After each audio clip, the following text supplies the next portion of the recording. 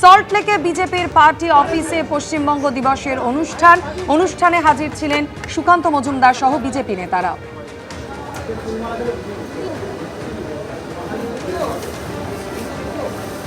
শুধু পোডিয়ামটা নিয়ে আয় সামনে।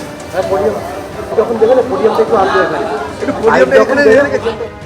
আমরা পশ্চিমবঙ্গ অর্থাৎ হিন্দু বাঙালির হোমল্যান্ড গঠন করার জন্য আমরা অগ্রসর হব। সেই মাটিতে মাননীয় প্রধানমন্ত্রী পদার্পণ করবেন এবং সেখান থেকে পশ্চিমবঙ্গবাসী তথা রাষ্ট্রবাসীকে সম্বোধন করবে।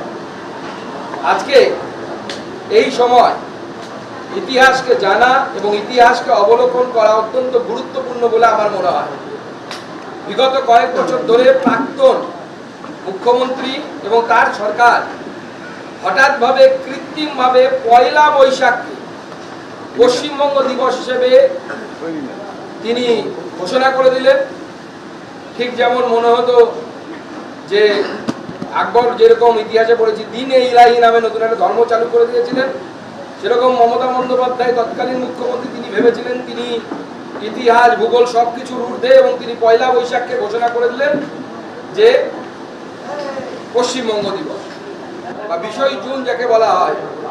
সে 20 জুন 20 জুন আজকের দিনে তৎকালীন যে পশ্চিমবঙ্গের কনস্টিটিউটিভ অ্যাসেম্বলি বলুন বা লেজিসলেটিভ অ্যাসেম্বলি বলুন, যাতে প্রায় 150-র উপরে 250-র উপরে যাতে যার জনপ্রতিনিধি ছিল, সেখানে রেজলিউশন হয়ে ঠিক হয় যে পশ্চিমবঙ্গ গঠন।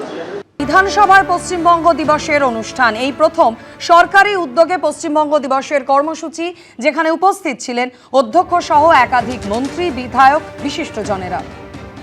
70 বছর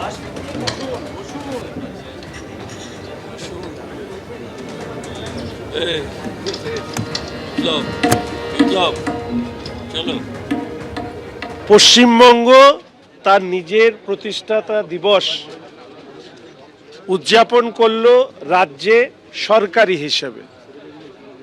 ফলে এই দিনটি ঐতিহাসিক তো বটেই,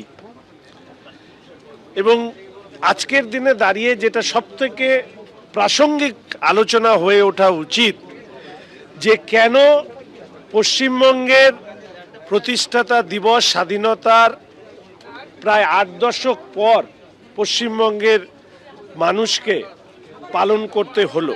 রাজ্যে সরকারিভাবে পালন করাটা এটা আমাদের কাছে গর্বের, এটা আমাদের কাছে গৌরবের, এবং এই গৌরবের আরও একটি বড় কারণ দেশের যশস্বী প্রধানমন্ত্রী মাননীয় নরেন্দ্র মোদী মহাশয়ের উপস্থিতিতে আমরা পশ্চিমবঙ্গবাসীরা সরকারিভাবে আজকে প্রথমবার পশ্চিমবঙ্গ দিবস পালন করছি। এবিপি আনন্দ, এগিয়ে থাকে, এগিয়ে রাখি।